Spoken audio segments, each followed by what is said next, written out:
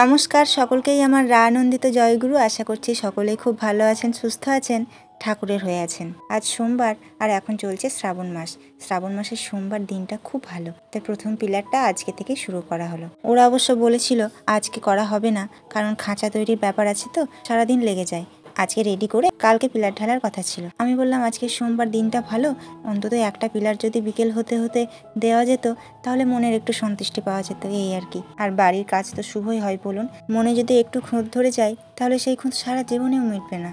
এখন বাজে 3:30 মতো, আর ওরা ওই একটা পিলারের রড কেটে রেডি করে এখন ঢালার প্রস্তুতি চলছে। আজকে এত রোদ আর গরম যে কাজ করাটাই ওদের মুশকিল হয়ে যাচ্ছে। আমাদের এখানে পাশেই একটা ঢালাইয়ের কাজ চলছিল, একজন শ্রমিক কথা বলছিল, কথা বলতে বলতেই তার মুখ দিয়ে ফেনা উঠতে শুরু করলো। তড়িঘড়ি ওনাকে হাসপাতালে পাঠানো হয়েছে, এখনো পর্যন্ত জানি না উনি কেমন আছেন। একটা পিলার ঢালার আগে কতটা নিখুঁত করে দেখতে হয় চারিদিকটা বলুন। শ্রমিক হিসেবে ওরা পারিশ্রমিক নেয় ঠিকই, কিন্তু একটা বাড়ি বানাতে গিয়ে ওদের কত ঘাম ঝরে। এই যে সারা দিন রোদ মাথায় নিয়ে মাঠের মধ্যে একটানা কাজ করে যাওয়া, আবার কখনো হঠাৎ করে বৃষ্টি এলে তাতেও ভিজে যায়, ওই জামা কাপড় পরে আবার কাজ শুরু করে, আবার শুকায়, এইরকম ভাবে ওরা দিনের পর দিন কাজ করে চলেছে। তার মূল্য কি আর টাকা দিয়ে বিচার করা যায়? এখন আমাদের বাড়ির পুরোহিত মশাই নেমেছেন পুজোর জন্য।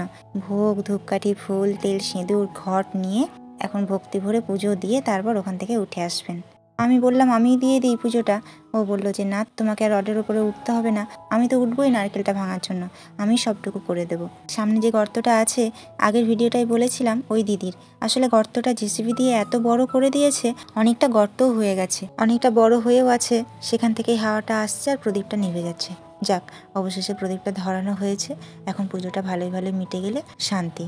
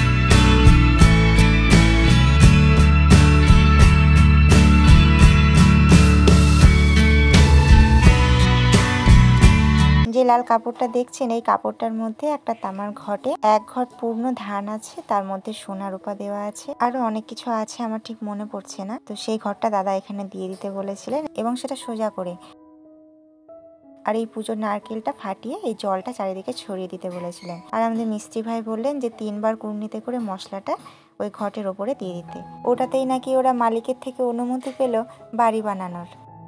আমাদের পুজো হয়ে গেছে, আর স্ত্রী পাপিয়া স্কুল থেকে চলেও এসেছে 2 মাস্টারমশাইয়ের সাথে, ওদেরকে এখন প্রসাদ দেবে। তো ভিডিওটি এই পর্যন্তই, কেমন লাগলো জানাবেন, ভালো লাগলে একটা লাইক করে দেবেন। সকলেই ভালো থাকবেন, সুস্থ থাকবেন, আর এক রাশ আনন্দ নিয়ে দিন কাটাবেন।